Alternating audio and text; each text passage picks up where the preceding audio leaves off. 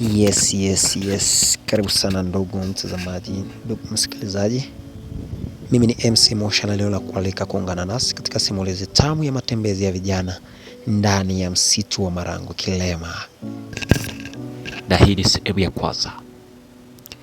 Jua lilipokuwa bado halijagusa upepo wa macho, lakini likiwa limeanza kupungua ukali wake, mlima msitu wa Marangu Kilema ulijivika mwanga wa dhahabu, lakini uliokuwa ukitua juu ya matawi, majani na magome ya miti mikubwa kama baraka kimya. Hewa ilikuwa safi, ikibeba harufu ya udongo wenye rutuba na majani mabichi. Msitu haukuwa kimya wala wenye makelele, ulikuwa hai, ukipumua pamoja na wale waliokuwa wakitembea ndani yake. Ndani ya mwanga huo wa jioni ya mapema, walionekana vijana watano wa rika moja wa familia ya kina Mosha wakisonga mbele, hatua za tahadhari lakini zenye kujiamini.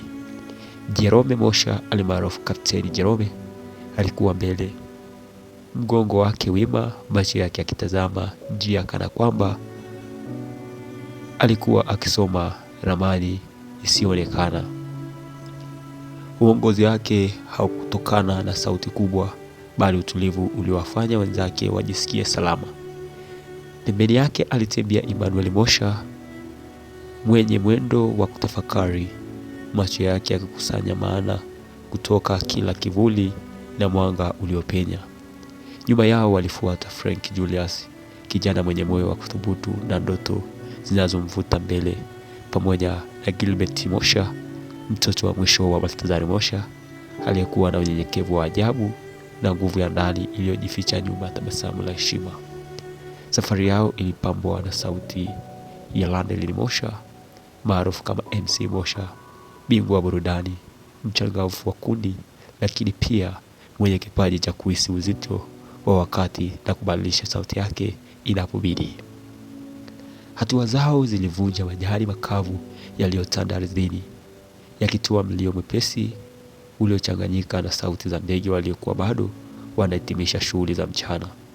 Mwanga wa jua ulipenya kwa vipande kati ya matawi, ukitengeneza vivuli vilivyohama pamoja nao, kana kwamba msitu wenyewe ulikuwa mshiriki wa safari yao.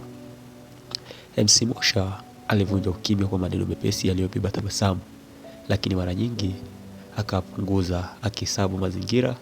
Msitu una lugha yake, alisema kwa sauti ya kucheka au ya tabasamu. Ukipaza sauti sana hukusikiliza. Kauli hiyo iliwafanya wengine watabasamu, lakini pia wakaangalia mazingira kwa jicho jipya. Kapteni Jerome alipunguza mwendo kidogo, akiwapa nafasi wote wawe pamoja. Emmanuel alizungumza kwa mara chache, lakini alipofanya hivyo alisema, kuna nyakati mtu anatakiwa atembee polepole, si kwa sababu amechoka, bali kwa sababu anataka kuelewa alipo. Maneno hayo yalining'inia hewani kama funzo lisilo na haraka. Kadiri walivyoendelea kupanda, njia ya msitu ilianza kujipinda kwa hila, ikitoweka kisha kujitokeza tena mbele yao. Mwanga bado ulikuwepo, lakini ulikuwa laini zaidi, ukiashiria kuwa muda haukusimama.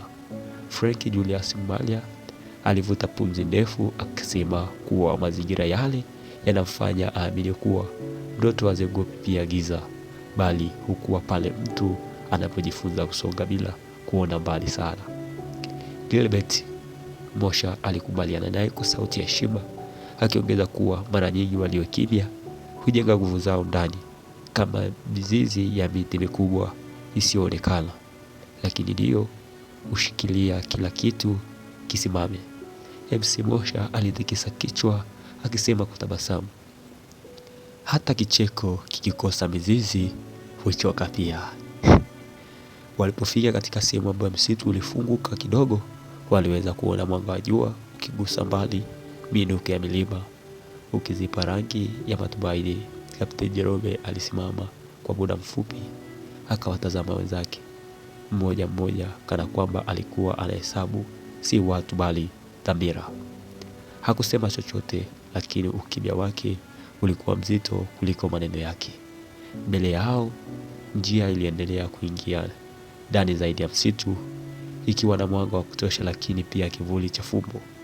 Upepo wa jioni ya mapema ulipita kwa upole, ukatikisa matawi na kuacha sauti ya majani ikining'inia hewani kama wimbo wa siri.